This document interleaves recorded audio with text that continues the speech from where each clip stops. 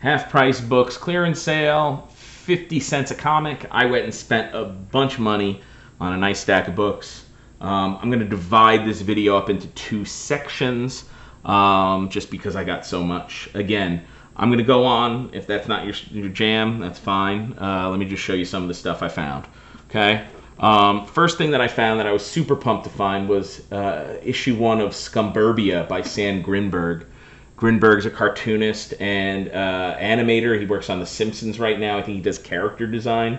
He's a great Instagram follow. And this is his comic. It's just sort of teens living sort of a pseudo-punk existence in suburbia. I definitely related to a lot of this. Sort of like chasing that, but also you live in a super duper safe setting. The middle story is one of my favorites of the 3, although the last one has some beautiful moments. Very clearly, Grinberg is influenced by The Simpsons in his designs, and it just captured some things that I so vividly remember as a teenager, like going and hanging out in the woods, just because there was nowhere really to go besides the woods, grubby woods, or mini malls. So again, this came out in 2017. I highly recommend going and getting this, and I think there's a new issue coming out soon. But love it, love it, love it. All right, Aliens #1. This is I think the first Dark Horse Aliens comic book. They appeared in Dark Horse Presents. I was a big Aliens fan as a kid, and so I will pick up Aliens books whenever I see. I passed on a couple while I was there, but I couldn't pass on this first issue. Mark Verheiden writing it, Mark Nelson doing art. Look at that. That's what you want out of an Alien book. Cool. I am not going to show most of the modern mainstream comic books I bought on here, although I did buy a fair amount. Those are books that I give to my students or just like exist in the lending library. And I don't keep most of those. They usually grow legs and walk off. But I am going to keep The Amazing Spider-Man 801. This is, I think I read this was Dan Slott's last issue, who wrote Spider-Man for a long, long time. But main draw for me is the Marcos Martin artwork. Martin is a fantastic artist who does not really work in mainstream superhero books all that much, although he draws a heck of a Spider-Man.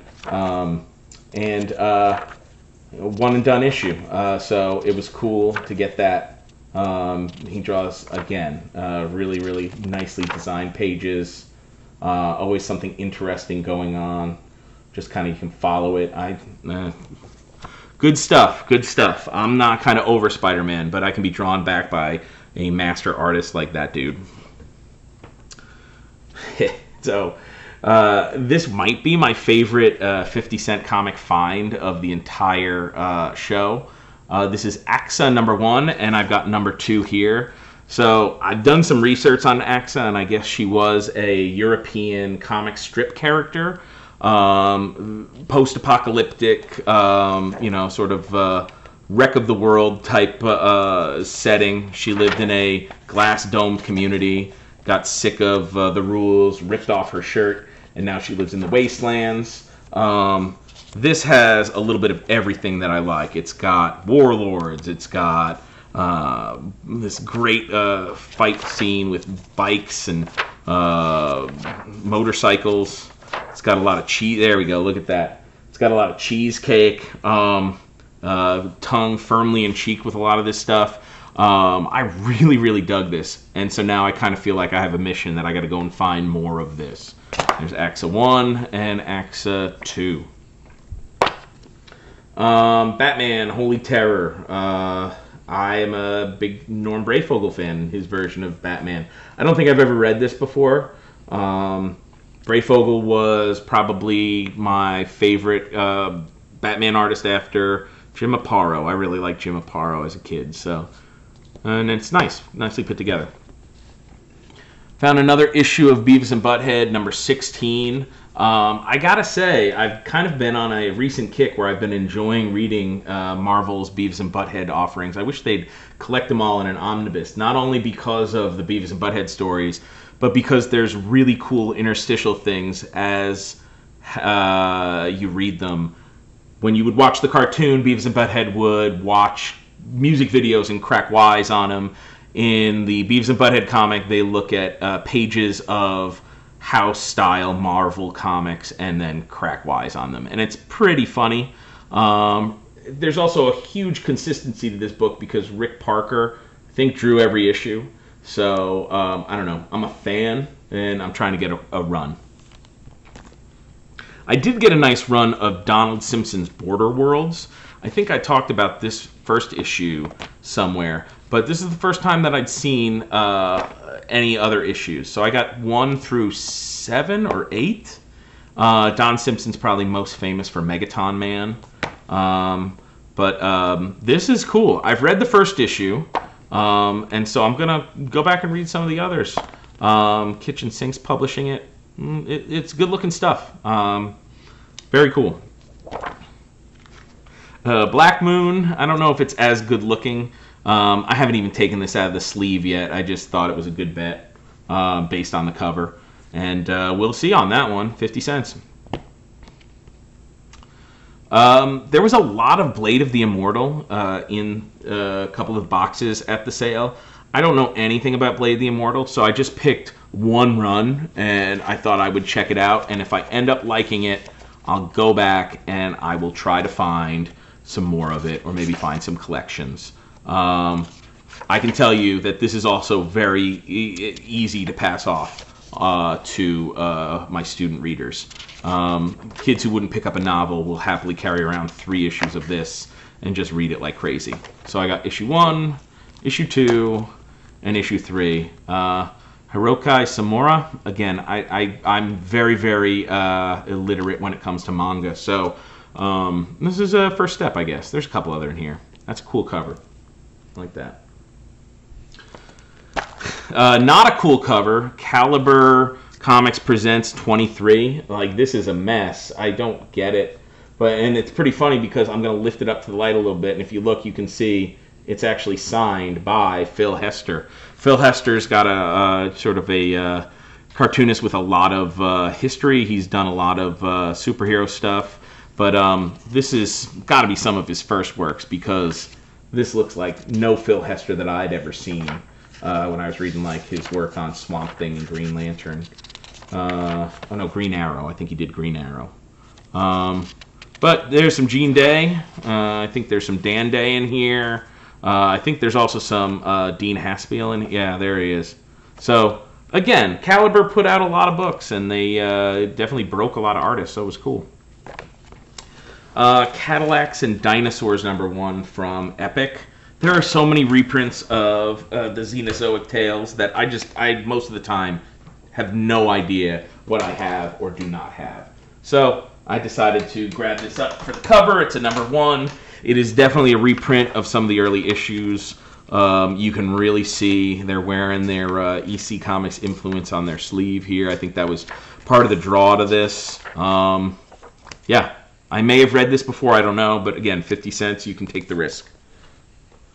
We had a flood at my house recently. I lost a bunch of books. I'm a big softie when it comes to comics about the holidays, and this is my all-time favorite holiday comic book, Christmas with the Superheroes #2.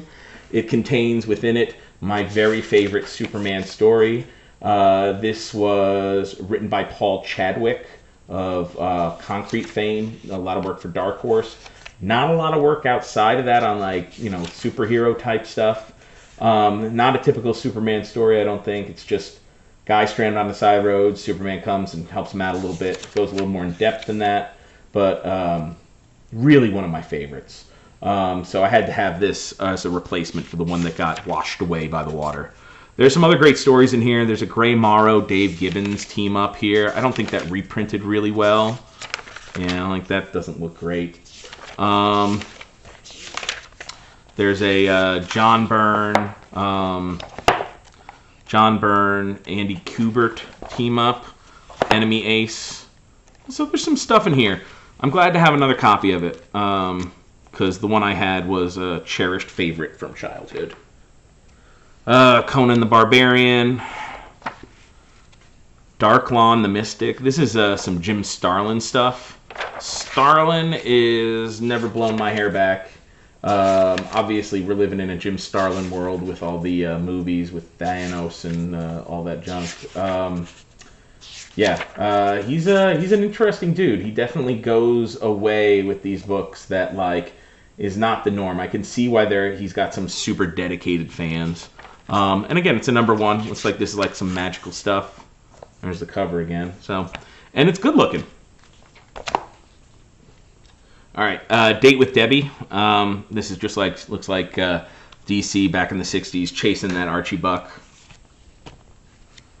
Demons and Bar Elves. I think that's what this is called. Demons and Dark Elves. Look at that. Look at that. This is Demons and Dark Elves. Whew. That's some terrible fonts. And the guy here has some really nice hair. This was originally in a sleeve, and I took it out yesterday, and probably if it had not been in a sleeve, I might have left it behind.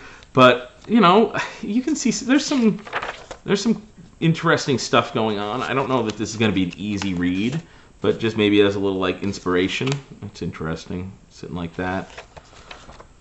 Demons and Dark Elves. Sorry. Ooh. I also picked up a copy of Descender #1. Jeff Lemire, Dustin Nguyen. I've read Lemire's stuff that he's done. He's writer-artist on some of that. He did some Vertigo stuff. He's done a lot of mainstream stuff, I guess.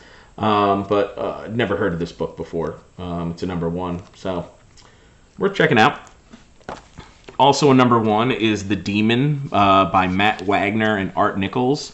This was published in 86, and just Matt Wagner's always worth a purchase. He's always, I will certainly buy anything that I find for 50 cents that Matt Wagner put his hand to, because he's got a style there that's pretty neat. Three-Dimensional Destroy, the loudest comic book in the universe.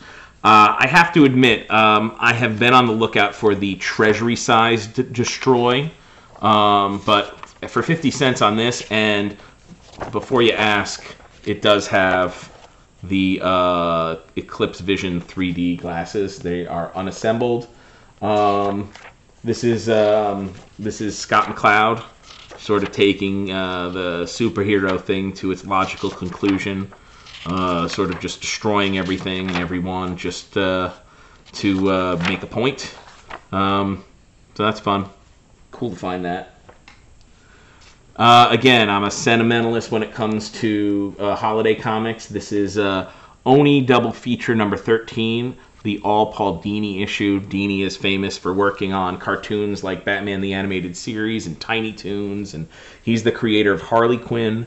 And this is, I think, the first appearance of Jingle Bell, who is sort of the Harley Quinn of holidays. I'm surprised that this hasn't hit the mainstream more. I'm guessing that the movie Elf took a little bit of steam out of this kind of stuff, but I think that this is going to end up being like something people love, you know, 10, 12 years down the road. There's a lot of Jingle Bell comics. This is the first one that I can remember, and Stefan Di Stefano did those. He's a great cartoonist, and I'm probably butchering his name. I'm sorry. There's also a second story in here with Tom Fowler art. I really remember really enjoying this. It's kind of a stoner comic. Yeah, good stuff. Dragon Force Book 2 by Aircel. This is for the Dale Keown artwork. Dang. Woo! Yeah, it's polished stuff. He definitely had a style that he worked on and worked within. I've never read any Dragon Force, but it's a nice thick 50 cents. I picked up, I think it's Eben 1 and 2. And Eben 1 is signed. And the cartooning is pretty good in here. it definitely looks like it's chasing that Teenage Ninja Turtle dollar a little bit. Is this yeah, so it's kind of cool. I'd never heard of the character before, ever. Oh, this one's signed by the writer and the artist is the other one. But yeah, I don't know. It looked interesting. It might be. Elf Lord by Arcel, #1. This is another Barry Blair thing. Again, people just chasing what worked. This is a elf story. Elves, I guess, were pretty popular at a certain time. The coloring is not bad. I guess this was published in '86. Yeah, that's cool. It's a #1. I'm not big on elves, but the Elsewhere prints, Mobius, some Mobius reprints. You got to buy those when you see them. That's the rule. I didn't make the rule. I just follow it. You see Mobius for 50 cents, you buy it. You see Epsilon Wave #1. Probably you don't have to buy this, but I did. The paper is some of the cheapest paper that I've encountered in a somewhat professional comic. This also has Sea Dragon in it, who is really, really ridiculous looking. Yeah. I got Fantastic Four 241 and 242. I used to be a big collector of Fantastic Four, specifically John Byrne's run, and I bought these 2 issues for one reason and one reason alone. When I was a teenager, buying old Fantastic Four issues. I needed 241, I needed 242, I never got them. I saw them. These were the only 2 ones that they had, so now I've got them. Eventually I'll have to break into my old long boxes and slide these into the run. I have them collected. I have them in an omnibus somewhere. The John Byrne Fantastic Four was a series I really liked, and these were very plentiful in dollar bins where I grew up. So to have these 2, I'm down for that. Ghouls #1. I think this is actually a Barry Blair cover. Barry Blair was, yeah, there it is. Barry Blair was everywhere, and that's a cool cover. Nothing going on in this comic looks very cool beyond that. It looks like this is the best of it right here. I don't know if these are reprints. I Am a Ghoul. But certainly, yeah, the cover is one of those ones where the cover sells it. GI Combat. This is number 237. Just a collection of war stories. I think the way that they put this out was probably a couple of new stories, a couple of old reprints, and yeah, I like to look at war comics every once in a while. Some of the stuff in the middle is definitely reprint central, but there's a Haunted Tank story at the end with art by Sam Glanzman. That's got some Hitler stuff in it, which is don't see that. Well, I mean, you don't see that in comics in the same way you did maybe even in the 80s, but GI Combat. Oh, another Paul Chadwick thing. This is Gifts of the Night. I only found the first issue, but I was excited to find it because Chadwick just announced on Twitter that, like, this will never be reprinted. This, the files of all of John Bolton's artwork were corrupted. Probably there's no money in reprinting it. Bolton's an amazing painterly artist. I guess this is like sort of a sword, maybe a fantasy type thing. I don't want to say sword and sorcery, but again, it's one of those treacherous things when it comes to digital collections. If you want Gifts of the Night, you have to, I think, go and find it in like print copy.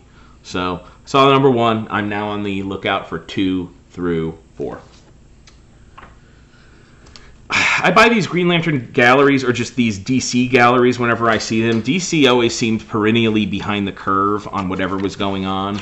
I don't know what the gig is with these, but I imagine it's that, like, somebody in publishing, they finally got into doing some computer coloring, and so they just did a book of pinups, Mike Waringo pinup.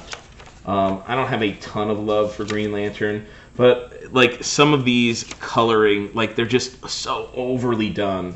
That one's pretty good. I like how like very, very saturated the color is, but some of them are just like ridiculously overdone.